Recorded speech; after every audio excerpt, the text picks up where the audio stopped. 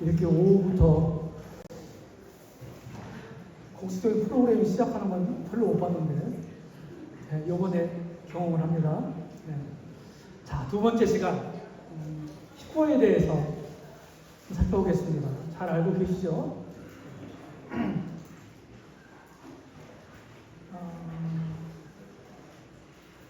먼저 한 말씀 먼저 읽겠습니다. 휴거에 관련된 잘 알고 있는 말씀인데, 가장 휴거에 대해서 가르치고 있는 대표적인 말씀은 데살로니가전서 4장 말씀을 떠올리실 거예요. 그 말씀 한번 읽어보겠습니다.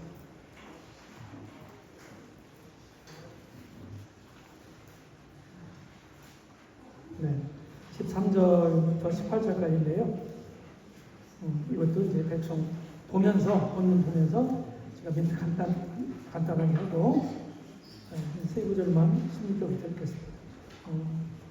아마 데살로니가 성도들 가운데 주님을 믿고 죽은 사람들은 어떻게 되나, 이런 어떤 궁금점이 있었던 것 같아요.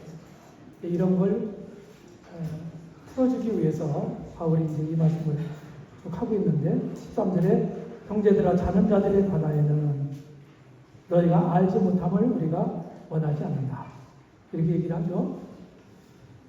그 다음에 15절 보시면 우리가 주의 말씀으로 너에게 이것을 말하는, 그래서 주의 말씀으로, 사도 바울의 개인적인 의견을 말하는 게 아니고 주님 말씀을 내가 받았다, 그 말씀을 내가 얘기한다, 대언한다, 이렇게 얘기하는 겁니다. 16절, 주께서 호령과 천사장의 소리와 하나님의 나팔 소리로 친히 하늘로부터 강림하시리니 그리스도 안에서 죽은 자들이 먼저 일어나고 그 후에 우리 살아남은 자들도 그들과 함께 구름 속으로 끌어올려 공중에서 주를 영접하게 하시리니 그리하여 우리가 항상 주와 함께 있으리라. 그러므로 이러한 말로 서로 위로하라. 네, 신약 성경을 우리가 주의 깊게 읽어가다 보면 성경 전체가 다 하나님이 계시해 주신 말씀이다. 더 정확하게 말하면 하나님의 이렇게 한 번에 확 말씀한 게 아니고 점차적으로 이렇게 말씀한 거다, 말씀한 계시다 해서 성경은 하나님의 점진적 계시의 책이다, 이렇게 이제 표현을 합니다. 무슨 말인지 이해되시죠? 성경 66권이 한 번에 싹 그냥 다 기록된 게 아니죠. 신약 성경을 보게 되면은 바울 27권 중에 바울이 기록했다고 하는 신약 성경이 13권입니다. 13권. 거의 절반이죠. 절반. 근데 바울 서치독을 주의 깊게 고찰해 보면은 명시적으로 이렇게 네 가지 사실을 내가 직접 계시를 받았다, 이렇게 표현하고 있는 데가 내용이 되어 있어요. 어떤 겁니까? 복음에 대한 거예요. 갈라디아서 1장에 나옵니다. 사람들한테 배운 것 아니다. 예수 그리스도께서 직접 계시해 주십니다, 이렇게 말씀하고 있고, 또 우리가 교회지 신학교의 원리 그런 얘기 하지 않습니까? 이것도 교회론의 책이라고 할 수 있는 에베소서 3장을 보면 다른 세대의 아들들에게 알게 하지 않았다.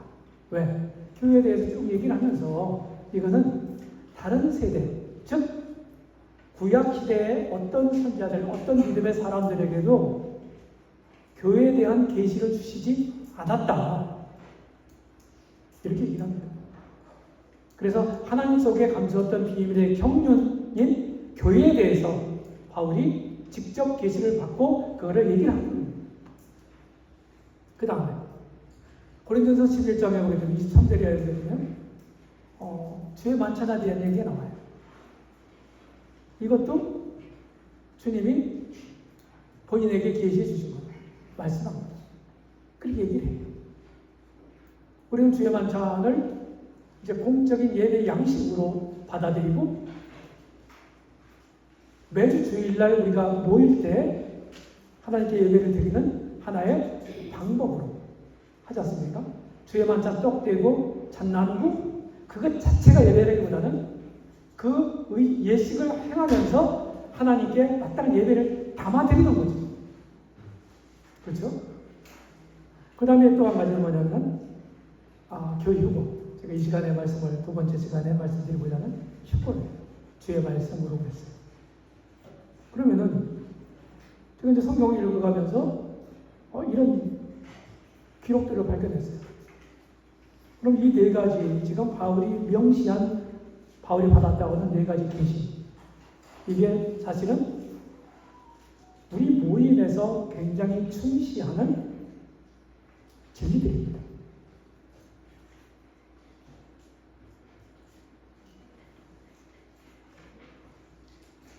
대부분 이제 복음적인 기독교계하고 우리하고 교리적으로 대동소이하다 이렇게 이제 표현을 합니다. 대부분은 똑같다. 뭐가 달라요? 교리론에서 차이가 있고 종말론에서 차이가 있습니다. 이거는 이제 복음을 갖고 진짜 복음을 전하는 거듭난 사람들이랄지라도 분별이 다를 수 있어요. 똑같지 않아요. 근데 우리 모임 같은 경우에는 신약교회 원리대로 이렇게 순종하려고 애쓰고 실제로 현실 가운데서 그런 모습의 교회를 나타내려고 노력하는 교회죠. 종말론에 대해서도 우리 민대 선배들이 19세기에 성경에 있는 예언들을 구약 성경을 포함해서 예언을 상징적으로 해석하지 않고, 다시 말해 영해하지 않고 문자적으로 일관되게 해석을 했어요. 다른 말씀도 똑같이 예언도 아직 성취되지 않은 미성취된 예언들도. 근데 이제 복음주의 진영에서는 그를 영해를 해버리거든요. 이게 천년왕국이 없다. 무천년설이라고 들어보셨죠? 이렇게 결과가 나오는 거예요. 근데 우리는 다른 말씀과 같이 똑같이 인간에게 주신 언어 법칙에 의해서, 인간의 언어로 기록되어 있잖아요, 성경이. 이 언어 법칙을 철저히 참고하면서 성경을 일관되게 문맥적, 문자적, 역사적으로 해석을 한 결과가 뭡니까? 천년왕국은 있다. 그래서 우리는 특별히 우리 모임 성도들은 부철연설을 믿는 사람들은 없습니다. 혹시 장로교회에 있다가 우리 모임으로 오신 분들이 있을 수 있어요. 그런 분들이 이런 데에 대해서 아직도 무천년관을 가지고 있을 수 있어요. 모임에 소속되어 있다 할지라도. 근데 우리 오리지널 모임의 성도들은 그렇지 않아요. 주님이 반드시 이 땅에 재림하실 것이고, 그 후에 그분의 친히 그가 주님이 다스리는 왕국을 세우실 거다. 그게 천년 동안 지속될 거다. 이렇게 보는 거예요. 성경본문 우리 읽어봤죠? 끌어올려라고 하는 말이죠. 제가 이제 이게 지금 한 20년 이상 된 것 같은데요. 20년도 더 넘은 것 같아요. 30년? 25년, 30년 정도 된 것 같아요. 예언의 말씀에 제가 막 심취한 적이 있었어요. 네. 성도들한테 잘 가르치려고 어떻게 돼요? 무지 공부를 해야 되잖아요. 알아야 가르칠 거 아니겠어요? 헷갈리는 것들을 담대하게 얘기 못 하잖아요. 그래서 이제 이걸 공부한 적이 있는데, 공부할 때 그때만 해도 휴거란 말이 성경에 없기 때문에 그거는 매우 환상적인 얘기다. 이렇게 공격하는 사람들이 있었어요. 요새는 그런 사람들이 별로 없는 것 같습니다. 다만 좀 이따 얘기하겠지만 휴거의 시기에 대해서는 천차만별이에요. 성경에 있습니다. 이 끌어올려, 이게 휴거거든요. 성경 원어로 따져보고 그 의미를 따져보고 다 해도 휴거라는 말이 끌어올려라는 말을 한자어로 표현한 말이에요. 끌 유자 들 거자예요. 한자로. 끌어서 들어올린다. 그런 뜻이잖아요. 우리가 이해하는 휴거잖아요. 맞죠? 이 그런 얘기입니다.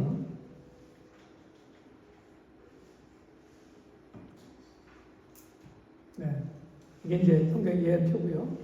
지금 현재 교회 시대가 여기 있습니다. 여기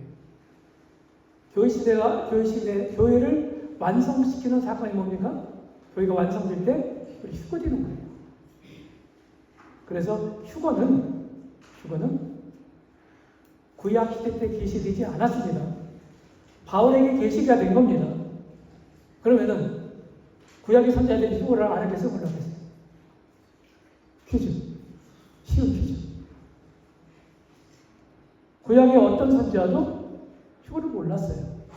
그러면 신약 성경이 기록되지 않았던 주님 당시 하나님 말씀을 가지고 있었던 유대인들, 이런 사람들이 휴거를 알았을까요? 몰랐을까요? 당연히 몰랐어요. 주님 당시에 있었던 유대인들도요, 성경 가지고 있었잖아요. 구약 성경에 많은 메시아에 대한 예언이 있잖아요. 메시아를 내가 보낼 거다. 메시아가 이 땅에 올 거다. 그죠? 그리고 와서 무슨 일을 할 거다. 이런 일에 대한 메시아에 대한 예언들이 많이 있지 않습니까? 그러면은 우리처럼 신약 성경까지 가지고 있는 우리들처럼 주님 당시에 신약 성경이 완성되지 않은 그때에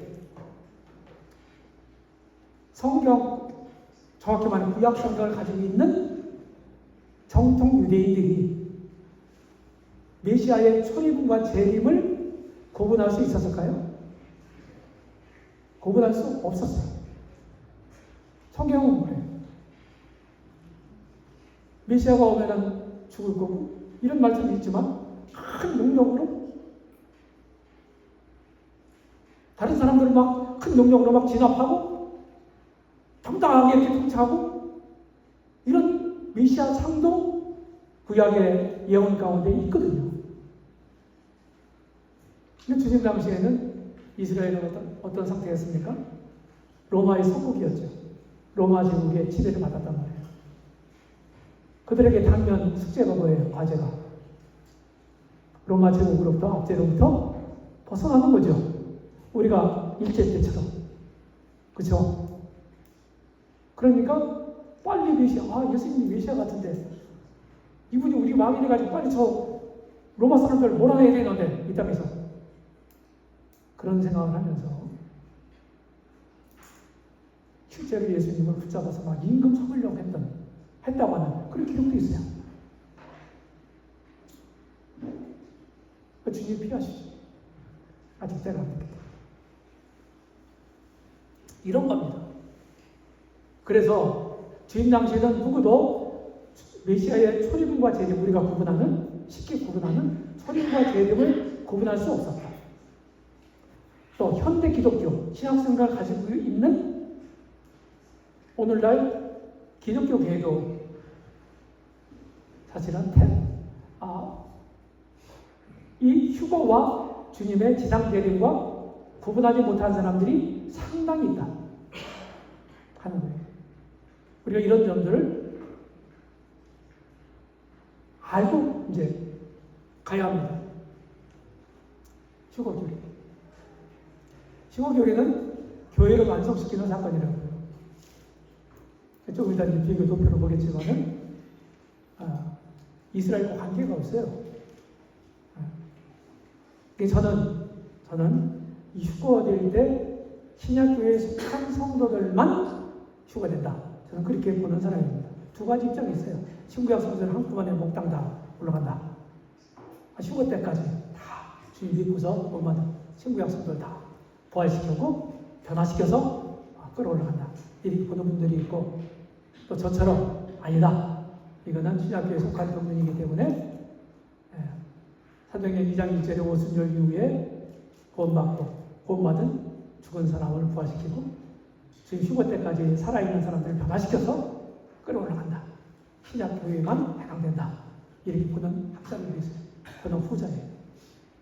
이유는 하나님 말씀을 경륜상으로 교회에 속한 거기 때문에 구약과는 상관이 없는 거예요.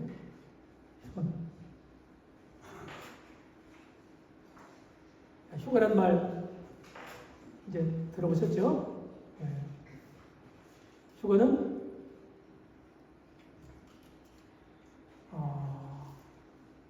장래 노하심에서 우리를 건지시는 예수십니다 하는 말씀이 데살로니가전서 1장 10절에 나와요. 장래 노하심에서. 노하심이라고 하는 말이 진노란 뜻이거든요. 진노. 근데 이 단어를 원래 원문 단어를 보게 되면은 이 말을 함부로 사용하지 않았어요. 교회에게 사용된 용례가 없습니다. 교회가 하나님의 진노를 당할 거다, 받을 거다. 이런 분들이 없다고요. 그러니까 장래 오는 노하심, 진노로부터 진노가 되기 전에 먼저 휴거가 된다. 우리가 이런 분별을 갖는 겁니다. 휴거의 대상 말씀드렸죠? 신약교회다. 그런 거예요. 좀 이따 말씀드리겠지만 부분 휴거론자들이 있어요. 이런 사람들은 한꺼번에 시작으로 가는 게 아니다. 이렇게 얘기를 합니다. 좀 이따 설명드릴게요. 그래서 고린도전서 15장 51절 보면 부활에 대한 얘기를 하고 있는 거거든요. 고린도전서 15장은 부활장이지 않습니까? 그렇죠? 그러면서 마지막 때 부활이 일어날 때 그때 어떻게 일어날 건가? 사도 바울은요, 이 부활장에서 부활의 첫 열매가 누구라고 그랬어요? 그리스도요. 그 다음은요, 그에 강림하실 때 그에게 붙은 자예요. 그리고 그 후에는 나중에 이 그랬거든요. 그러니까 부활이 한 번에 샥 일어난 게 아니다 이 말이에요. 구분하고 있어요. 시기적으로. 이제 그걸 얘기를 하면서 보라 내가 너에게 비밀을 말하노니 우리가 다 잠잘 것이 아니요 마지막 날발의 순식간에 호련히 다 변화하리라. 다 예외 없이 변화하리라. 이게 또 다른 주님의 은혜라고 생각해요. 구원받은 사람들이라면, 하나님의 은혜를 경험한 사람들이라면 내가 받은 그 은혜에 보답하는 마음을 가지고, 그런 심정을 가지고 사는 게 당연한 겁니다. 그게 정상이에요. 근데 그렇게 못 살잖아요. 못 살 때도 있잖아요. 그럼에도 불구하고 그들을 휴거의 대열에서 제외시킨다든지, 그들을 너희는 좀 더 있다 와. 마치 9번 휴가림자들처럼 대환란에 들어가서 거기서 육신으로 산 값을 다 지불하고 지질이 고생을 한 다음에 나한테 와. 이렇게 하시지 않고 우리를 다 같이 이렇게 하신다. 이게 참 감사한 일이죠. 그렇다고 해서 제가 주님 믿고서 잘못 살아도 된다고 하는 그것을 장려하는 게 아니에요. 네, 오해하지 마세요. 계시록을 보게 되면은 4장에 보게 되면 24장로들이 나와요.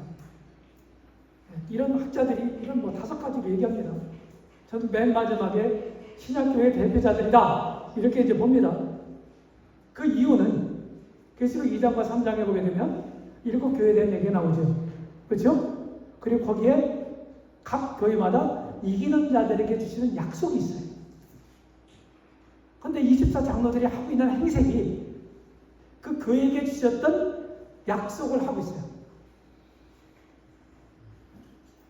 여기 보십시오. 4대 교회에게 흰 옷을 입을 거야. 흰 옷. 24장로들이 흰 옷을 입었어요. 자, 멸류관을 쓰고 있어도 이거는 서문학 교회와 이기는 자와 빌라델피아 교회 이기는 자들에게 주신 약속이에요. 또 보좌에 앉을 거라고 했어요. 이거는 라우디게아 교회 이기는 자들에게 주신 약속이에요. 이 이게 교육이 주신 약속이잖아요.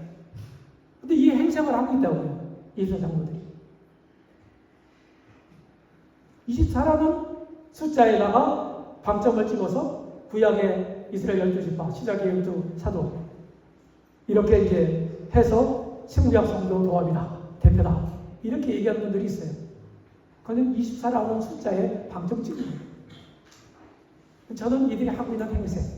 자, 24를 굳이 제가 설명하자면 요한계시록은 신약 성경에서도 가장 마지막 책이죠. 그렇죠? 그렇지만은 굉장히 구약적인 책입니다. 학자들은 구약에 대한 인용과 인증이 수백 가지가 넘는다고 얘기하고 있어요. 계시록. 구약적인 책이에요. 그래서. 그러면 다윗 시대 때 제사장들을 12반차로 나누죠. 맞아요? 역대상 24장이가 나오잖아요. 24반, 24반차로. 그래서 그대로 이렇게 봉사하지 않으면 성전 봉사를 신약에 우리 믿는 사람들은 제사장이라고 얘기하지 않습니까? 그래서 그런 구약적 발상으로 그렇게 말씀하지 않았나. 저는 그렇게 분별합니다. 자, 교육 휴거와 지상 재림의 차이점. 대개 이렇게 얘기해요. 주님 재림에 대한 종말론에 대한 것은요, 복음주의, 기독교 복음주의 진영 안에서 다 달라요. 근데 한 가지 일치되는 게 있어요. 예수님이 진짜 이 땅에 재림하신다. 이거 하나만 일치가 돼요. 이건 공통점이에요.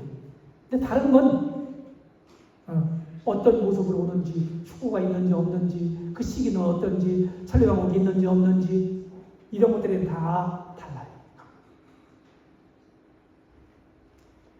근데 제가 이제 이렇게 분석해 보면 교회 휴거와 지상재림은 이렇게 차이가 있어요. 이렇게 다른 것을 똑같다고 두리뭉실하게 얘기해서는 안 되는 거예요. 다른 겁니다. 성경 표현을 자세히 보면 달라요. 그래서 주님이 오신다고 하는 표현을 신약 성경에서 특별히 서신서 이후에서 그런 말씀들을 우리가 분별해 볼 때 이게 휴거에 관련된 건지 아니면 지상재림에 관련된 건지 앞뒤 문맥이나 표현이나 이런 것들 잘 보셔야 돼요. 되게 이제 그전에는 공중재림이라는 말을 썼잖아요. 그죠? 저는 그 말을 잘 안 써요.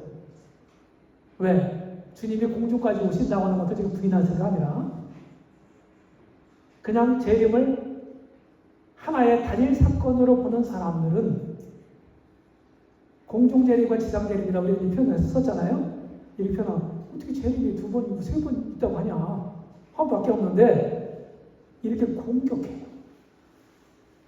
저는 그래서 그때부터 그런 용어를 사용하는 것을 조심합니다. 자제히.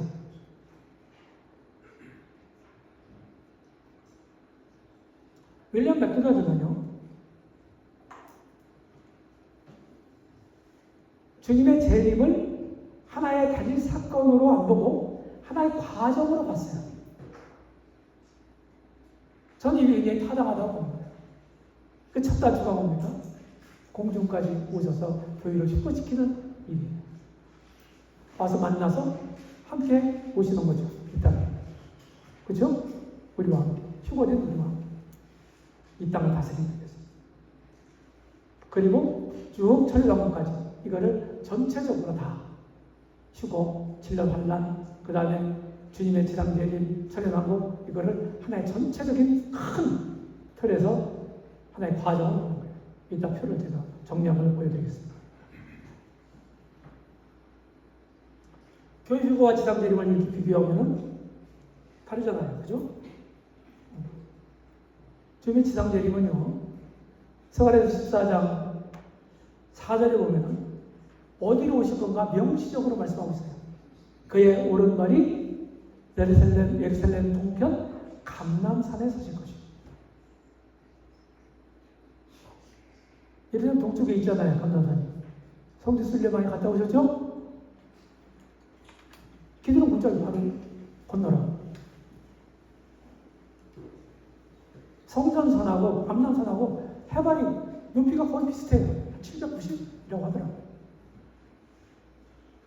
그러니까 기드론 골짜기가 큰 골짜기 막 넓은 게 아니고 바로 앞에 눈앞에 보여요. 주님의 감람산에 앉으셔갖고 성전을 보면서 아까 첫 시간에 말씀드렸던 감람산 위에서 말씀하신 거예요. 그걸 감람산 강화라고 얘기해요. 다른 거예요. 그리고 휴거에 대한 징조를 성경에 말씀하시지 않았거든요. 근데 아까 말씀드렸던 마태복음 24장이라든지 누가복음 뭐 21장에 이런 말씀, 감람산 강화 가운데서 말씀했던 마지막 때의 징조, 이거는 전부 뭡니까? 지상재림 전야에 일어나는 징조들이에요. 지상재림 징조예요. 근데 아직 휴거가 일어나지 않았잖아요. 우리 분별되는요.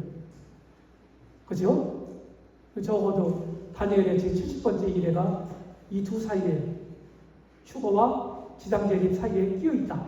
여기 천년이라는 기간이 이렇게 이제 보지 않습니까?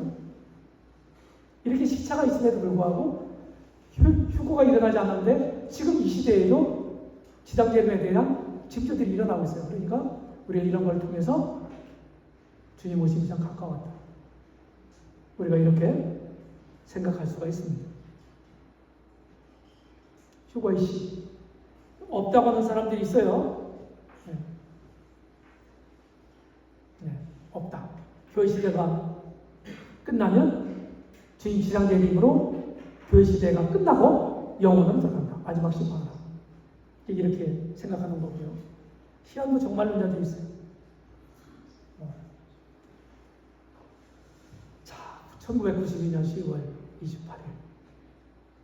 왜 10월 28일이에요? 이때 주님이 주님이 오셔갖고 교회가 휴거된다. 누가 주장했습니까? 단위 선교회라고, 단위. 들어보셨나요? 우리 청년들, 젊은이들.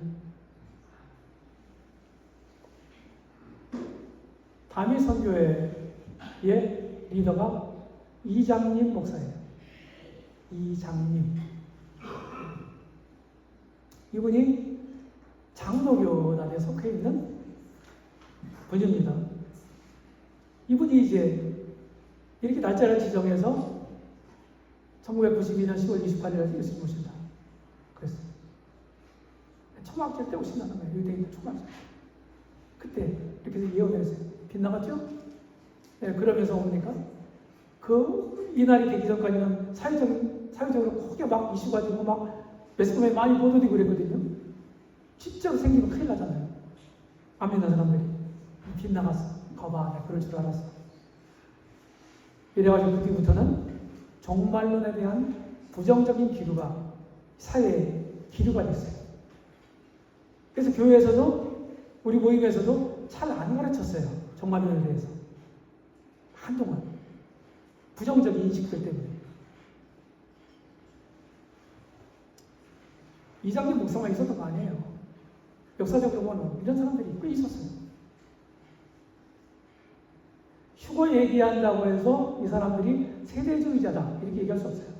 물론 세대주의에 영향을 받은 건 분명합니다. 그렇지만 우리가 이렇게 얘기하지 않죠. 성경이 그때와 그 시기는 아무도 모른다 그랬죠. 이제 아버지만 아신다 그랬죠. 근데 안다고 하는 것 자체가 뭡니까? 이단적인 거죠.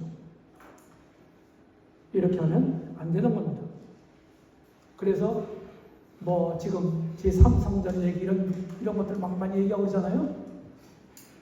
제3성전은 환란기간, 우리 같은 환란기, 친절 환란기간 동안에 지금 이제 성전이 없어졌잖아요. AD 70년에. 근데 성경에 예언해보게 되면은 적그리스도가 성전에 앉아서 자기를 하나님이라고 한다. 자칭 하나님이라고 한다. 이런 말씀들이 있어요. 그럼 그걸 문자적으로 그렇게 실현되기 위해서는 제3성전이 지어져야 되는 거예요. 실제로 정통 유대인들은 어떻게 됩니까? 준비를 다 체계를 갖춰놨다는 거죠. 실제로. 그런 거에 관심 있는 분들이 가서 인터뷰하고 막 자료 모으고 학자들 막 다 이렇게 인터뷰하고 이렇게 해가지고서 영화도 만들었어요. 그런데 그런 것이 자칫 잘못하다가는 어떻게 됩니까? 극단적인 종말론으로 빠질 수가 있어요. 우리가 그런 걸 아는 건 중요하지만은 그렇기 때문에 그쪽에만 너무 그냥 심취해서 강조를 하다 보면은 이제까지 많이 잘못된 사람들처럼 우리도 그렇게 될 수가 있다는 거예요. 그러니까 조심할 필요가 있습니다. 그 다음 두 번 이것을 있어요. 이건 지방교회 얘기예요. 지방교회 워치만기가 주장한 내용입니다. 자, 성도를 구원받았다는 사람. 워치만기는 분명한 복음을 가지고 있는 사람이었거든요. 구원받은 사람이에요. 그리고 이제 제가 이제 자료를 통해서 알게 됐는데 이분이 우리 모임의 가리 형제님의 글과 또 잘 아시죠? 아프리카에서 활동했던 앤드류 모레이라고 하는 저술가가 있죠. 그죠? 크리스찬 저술가가 있어요. 앤드류 모레이. 그분 책이 많이 번역되어 있어요. 한글로.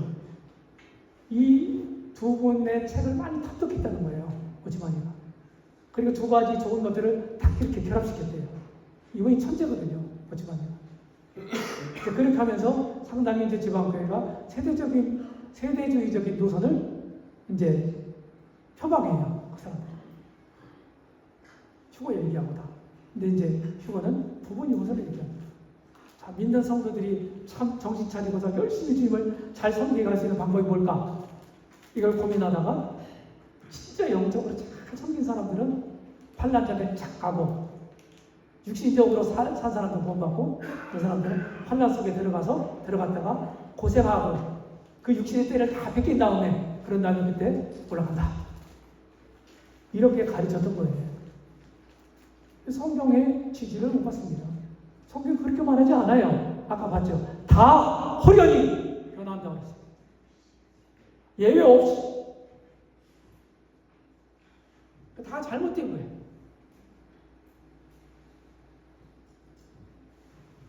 그 다음에 환난 후 휴거설, 환난 통과설이라고 하거든요.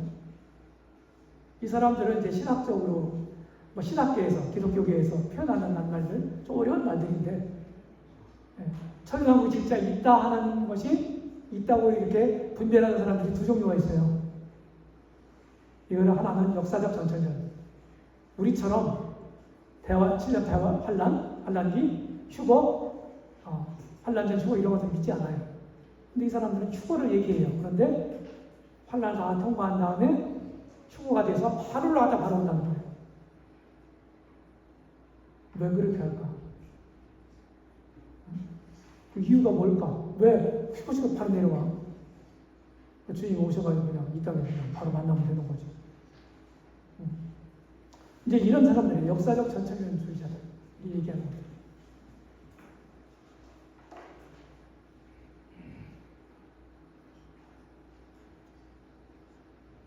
시작하겠습니다.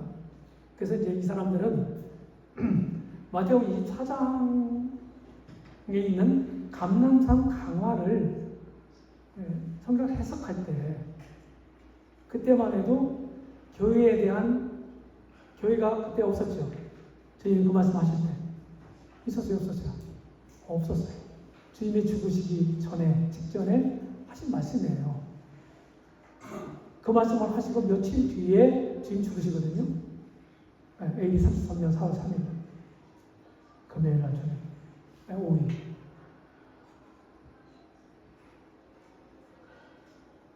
그런데 이 택하신 자들이라고 하는 표현을 마태복음 24장에서 택하신 자들은 무엇이냐? 이거를 이제 휴거로 생각하는 거예요. 교회. 근데 이때 당시에는 뭡니까? 교회는 없었어요. 그리고 유태인들을 가리키는 거예요. 유태인들의 잔존자들. 그 문맥을 쭉 보게 되면은 이런 일이 겨울이나 안식일에 일어나지 않도록 기도하라. 그랬죠? 맞아요, 맞아요. 마태복음 24장 있죠? 자, 교회가 안식일에 뭐 필요한가요? 겨울에 이런 일이 일어나지 않도록 실제로 전쟁통에 막 피난 가고 뭐 이런 거 있잖아요. 겨울이면 추위가 불편하잖아요. 실제적인 상황을 얘기하는 거예요. 유대인들. 환란 기간 동안에 일어난 일들을 말씀하건데, 그 환란기는 이스라엘에게 주셨던 70일의 예언의 마지막 70번째 일회에 해당되는 기간입니다. 이제 다음 시간 또 얘기할 거예요. 그래서 이스라엘입니다. 환난 후 휴거의 문제점들이 이런 것들이 있어요. 그러면은 다 변화돼가지고 싹 올라갔다 싹 내려오면은 우리가 변화되거나 부활되면 어떻게 돼요? 저희와 같은 몸처럼 변한다고 그랬죠. 그렇죠? 하늘에 속한 자의 형상을 입는다고 그랬죠. 죽은 사람들이, 그죠? 그리스도 안에서. 그럼 그때는요, 지금처럼 연약한 육신이 아니에요. 그런데 구약의 예언 같은 거 보게 되면은 마지막 때에 그 이상적인 그런 상태의 때가 온다. 이렇게 얘기했어요. 우리는 그걸 천연왕국 때의 상태라고 봅니다. 그때는 아기도 태어나고 사람도 죽음도 있고 막 그래요. 그럼 우리는 다 변화돼서 죽을 수 없는 몸, 썩지 않은 몸을 입었는데 누가 얘기 나고 누가 죽어요? 그러니까 이런 것에 대한 답변할 수가 없는 거예요. 이런 주장. 성경 다른 말씀하고 맞지 않는 거예요. 하나님 말씀은 절대로 부조화가 될 수 없어요. 왜냐? 하나님은 완전한 분이시고 시간과 공간의 제약을 받지 않는 분이시기 때문입니다. 그분이 하신 말씀, 그분의 입으로 내신 말씀은요, 모순되는 것처럼 보일지라도 모순이 될 수가 없어요. 우리가 잘못 오해하고 있을 뿐이죠.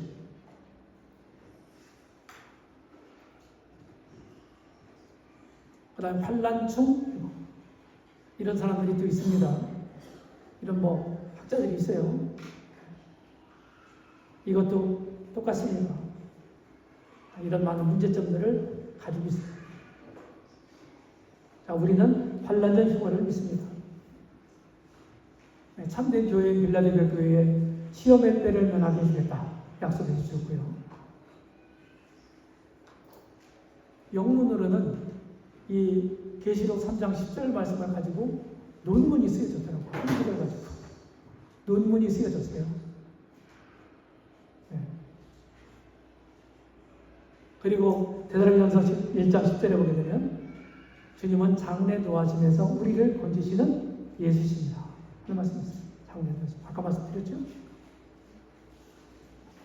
디도서에 보게 되면 우리가 가진 소망은 복스러운 소망이에요. 전쟁 난리통, 기상이변, 막 전쟁 난리통에 사람들이 죽고, 이런 가운데 교회가 들어갔다가 휴거된다고요. 제가 계시록을 공부한 적이 있습니다.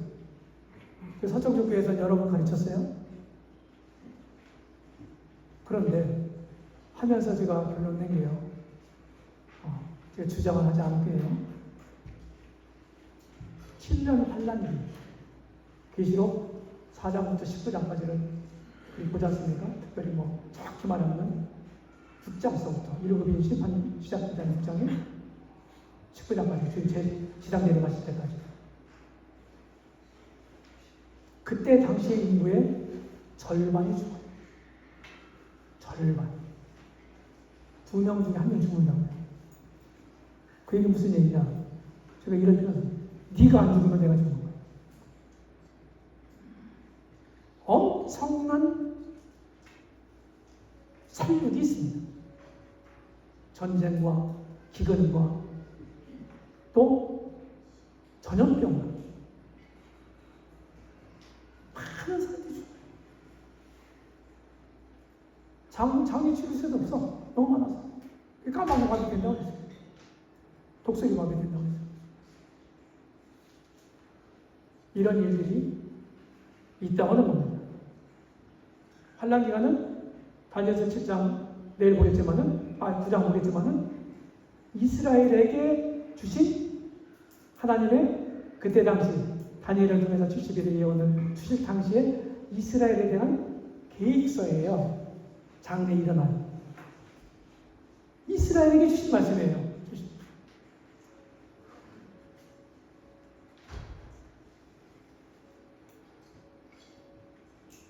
환란전 주고는 이렇게 되는 겁니다. 교회가 휴거지고 다니엘 70번째 일에 해당되는 기간 7년 동안 환란 기간이고 그 다음에 구약서들이 있습니다. 자, 경륜적으로 설명하겠습니다. 하나님이 이스라엘을 불렀죠. 그렇죠? 불러내시죠. 선민이라고 그러죠? 그들이 잘나서 그런 건가요? 큰 민족이라고 그런가요? 아니요.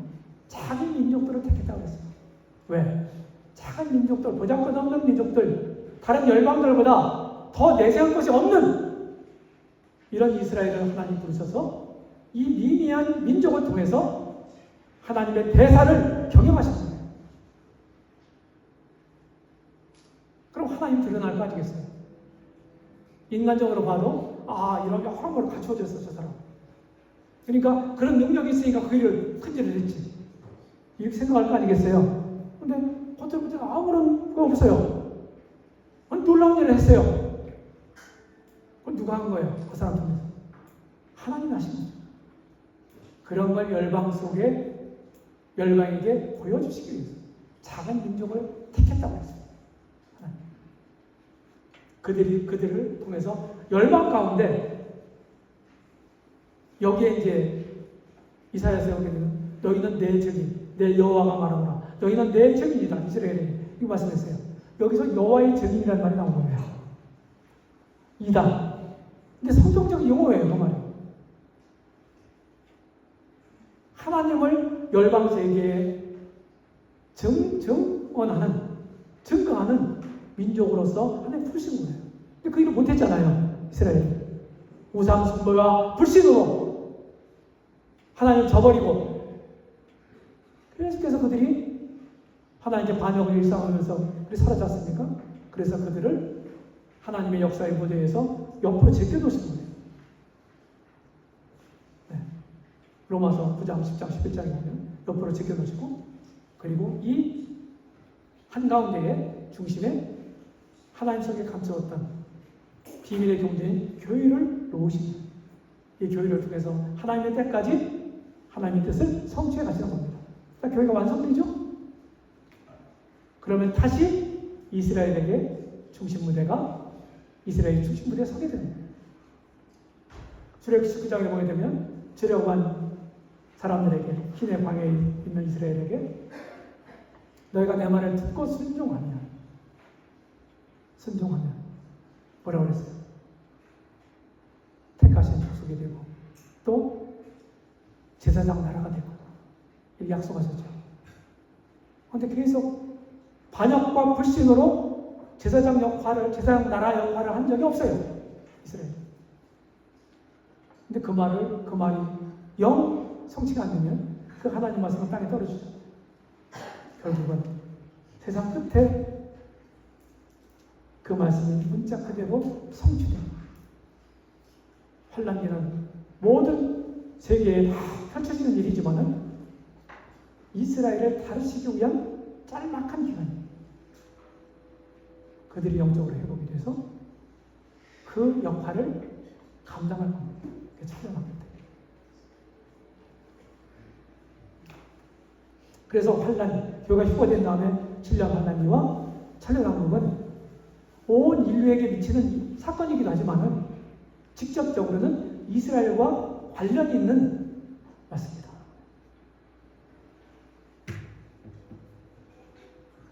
여러 가지로 볼 때 환란전 인구가 이렇게 적합합니다. 그래서 환란을 통과한 사람들이 있어요. 우리 열방의 심판에 대해서 들어보셨죠? 주님이 재림하셔가지고 하는 심판이거든요. 인류 종말에 있을 크고 힘보다 심판과는 다른 이런 심판이에요. 재림 직후에 있는 심판이에요. 그 심판의 성격은, 열방의 심판의 성격은 천년왕국 시민권을 받느냐 못 받느냐 문제. 한마디로 말합니다. 왜 환란전 주거인가? 해리 아이언사이드 형제님은 그의 작은 책 환난인가 휴거인가 라고 하는 책에서 이렇게 표력을 합니다. 제가 다 읽지 않을게요. 그래서 교회 휴거가 환난기는 교회가 휴거된 다음에 시작된다고 보는 것이 타락하다 이렇게 말을 했습니다. 환난의 휴거를 믿는 이유, 믿는 사람은 하나님의 진노를 피한다고 말씀합니다. 두 번째, 신자는 믿는 사람은 시험의 때에서 면제된다고 약속합니다. 그 다음 세 번째는 천년왕국의 시민들에 대한 의문이 해결됩니다. 그러니까 우리는 휴거가 되잖아요. 우리는 변화되거나 부활될 거 아니겠어요? 그렇죠? 휴거 때까지 우리가 살아있으면 변화될 거고 죽었으면 부활될 거예요. 그럼 주님의 몸의 형체와 같이 그런 하늘에 속한 몸을 입을 거 아니겠어요? 더 이상 죽을 수도 없고 죄를 지을 수도 없고 썩지도 않는 이런 몸을 입을 거 아니겠습니까? 영생하는 몸을 입을 거 아니겠습니까? 그러면 갔다가 주님과 함께 오는 거예요. 그러면 천년왕국의 시민은 누굽니까? 우리는 시민이 아니라 천년왕국의 시민이 아니라 주님과 함께하는 독취자들이에요. 약속하셨거든요. 특별히 고린도전서 6장 2절에 보면은 너희가 세상을 판단할 것을 알지 못하느냐 그랬어요. 고린도전서 6장은 형제들 간의 송사 문제, 법정 시비 이 문제를 다루거든요. 근데 거기에 판단이라는 말이 무슨 말인지 아세요? 재판한다, 심판한다 그런 뜻이에요. 세상을 심판할 줄 너희를 알지 못해? 근데 이거를 세상 법정으로 이 형제들 간의 문제를 가지고 가? 얘들이 세상을 심판할 사람들인데 이 말이거든요. 그걸 실현할 때가 실현될 때 문제예요. 천년왕국 때. 천년왕국은 많은 사람들이 죽지만은 환난 기간 동안에 살아있고 살아남았고 그 중에서도 열방의 심판에서 합격된 주님에 의해서 양과 염소로 분류가 된다고 그러잖아요. 양으로 분류된 사람 이런 사람들이 그 몸, 지금 현재 우리 몸 죽을 수 있고 병들 수 있고 연약을 가지고 있는 이 몸을 그냥 가지고 천년왕국에 들어가는 거예요. 그들이 거기서 시민이 되는 거예요. 그러니까 언제만은 장수할 것이면 죽을 것이고 또 이런 몸을 가지고 있으니까 또 아이들도 낳고 이러는 거죠. 그런 모든 문제들이 우리가 믿는 분별하는 환난적 휴거가 해결해 준다. 성경이 조화와 일치를 이룬다. 그래서 누가 뭐라고 해도요. 다른 사람들이 막 인터넷 찾아보다가 우리가 믿는 신앙에 대해서 확신을 못하게 되면 다른 사람들이 너 그거 잘못된 거야, 그거 잘못된 분별이야 이래저래 가지고 근데 내 신앙을 성경으로 변증할 수 없으면 흔들리게 돼 있어요. 내 신앙을 성경으로 변증할 수 있는 능력을 길러야 돼요. 특별히 젊은이. 그렇지 않으면 언제라도 흔들릴 수 있습니다. 성경으로 검증하세요. 성경은 안 없어져요. 성경 말씀은 취소될 수가 없어요. 휴거의 사건. 휴거와 동반한 사건이 뭡니까? 천사장의 소리 나팔소리를 동반한 주님의 공중까지 오시는 거예요. 그죠? 그리스도 안에 자는 사람들이 부활합니다. 먼저 순서상으로 논리적으로 설명하는 거예요. 순서적으로 그리스도 안에서 자는 자들, 죽은 사람들이 부활해요. 그리고 그 후에 우리 살아남은 자들로 변화돼서 끌어올려갑니다. 공중으로. 그리고 주님을 만나는 거예요. 그래서 항상 우리가 주와 함께 있습니다. 우리 읽은 데살로니가전서 4장 16절 17절 말씀이죠. 그런데 우리가 논리적으로 이렇게 순서를 열거하지만은 이거는 순식간에 일어나는 일이에요. 순식간. 이거는 고린도전서 15장 아까 읽은 말씀 보게 되면 51절을 보면 눈 깜짝할 사이란 뜻입니다. 나눌 수 없는 시간을 가리키는 거예요. 우리가 논리적으로 그냥 이렇게 구분해서 열거하는 거지 순서를 매긴 거지 거의 동시에 일어나요. 그리고 휴거에 대한 징조도 성경에 말씀하고 있지 않기 때문에 우리를 공격할 때 비밀 휴거 이런 용어를 쓰거든요. 우리 밖에 있는 사람들이. 심리가 저는 불편해요. 그런 표현을 씁니다. 비밀 휴거. 보라내가는 너에게 비밀을 말하는 거예요. 그리고 휴거에 대한 징조를 성경에 한 번도 말씀하지 않았거든요. 우리가 그런 용어를 쓸 필요는 없죠. 그런데 그 사람들이 우리를 공격하기 위해서 그런 용어들을 만들어서 공격합니다. 흔들리지 마세요. 휴거는 교회가 승리하는 사건입니다. 휴거에 관련된 성경 언어, 신약 성경은 이제 그리스어로 기록됐다고 그러잖아요. 그죠? 당시에 로마족이 다스리고 있었지만 정치적으로는. 그런데 문화적으로는 그보다 앞선 알렉산더 헬라제국, 헬레니즘이 로마 시대에도 문화적으로는, 언어적으로는 어떻게 했어요? 지배를 하고 있었어요. 그래서 많은 사람들이 읽을 수 있는 언어, 이게 뭐겠어요? 헬라어 또는 그리스어죠. 헬라족이 그리스에서 일어난 제국이라 헬라어라고 하고 요새 말하는 그리스어라고 해요. 그릭이라고 하죠.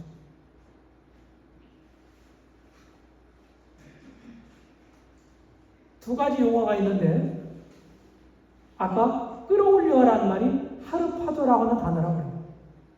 하르파도. 이거는 휴거되는 과정을 나타내는 용어예요. 끌어올려. 그리고 공중에서 주님을 다 만날 거 아니에요? 끌어올려져 갖고. 그럼 그 앞에 다 재분별되려면 교회에 해당되는 거라면 총체적인 교회가 거기 앞에 있을 거 아니에요? 맞죠? 오순절 이후로부터 주님을 믿고 교회 지체가 됐던, 휴거 때까지 됐던 이런 모든 사람들이 부활되거나 변화돼서 주님 앞에 있을 거 아니에요? 그게 데살로니가서 2장 1절에 우리가 다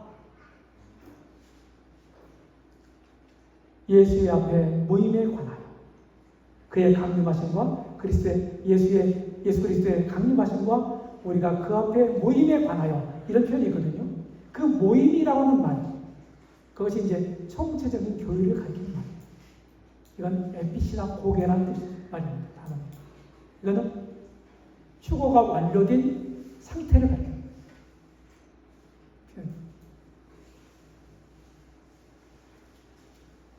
자, 공중이 어딥니까? 지금 현재 여기서 1장 2절에 보게 되면은 공중의 권세 잡은 자라는 표현이 있죠.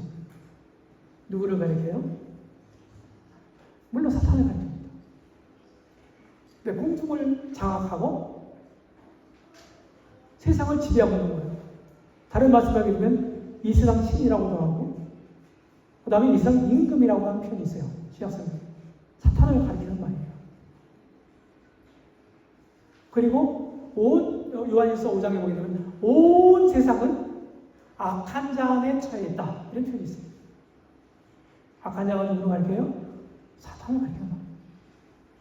그러니까 지금 제가 말씀드리는 것은 신약성경의 여러 가지 표현들을 보게 될 때 현재 세상을 장악하고 있는 존재가 누구냐? 사탄이다. 그러면 그 사탄의 본부가 뭐예요? 공중의 권세 잡은 자예요. 공중에 본부를 주고 있다. 그럼 우리가 주님이 공중까지 오시고 우리가 믿는 사람들이 공중으로 끌어올려가서 주님을 만나잖아요. 그 무슨 말이에요?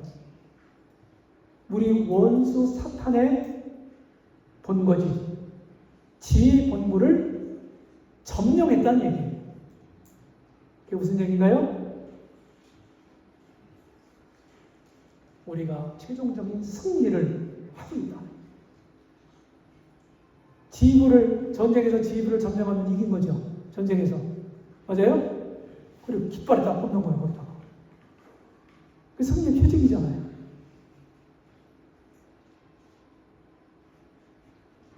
우리를 그렇게도 괴롭혔던 사탄 마귀의 본부를 우리가 점령하고, 이제 바로 직후에 계시록 12장에 보게 되면 하늘에서 전쟁이 나서 천사장 미가엘에 패해가지고 사탄이 땅으로 내어줍니다.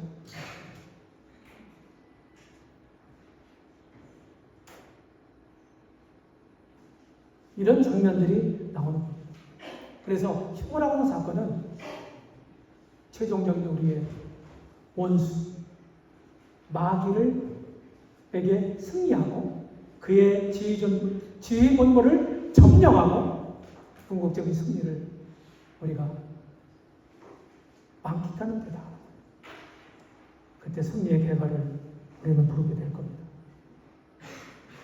지구의 성질을 끌어내는 거죠. 어디로부터 끌어내야지? 세상이 참 악하잖아요. 세상에 살고 있죠, 우리가. 어스트가 그런 얘기를 했습니다. 우리를 세상에서 불러내시고, 믿는 사람들, 세상에서 불러내셨죠. 그렇죠. 하나님께로. 그래서 우리를 성도라고 부르잖아요.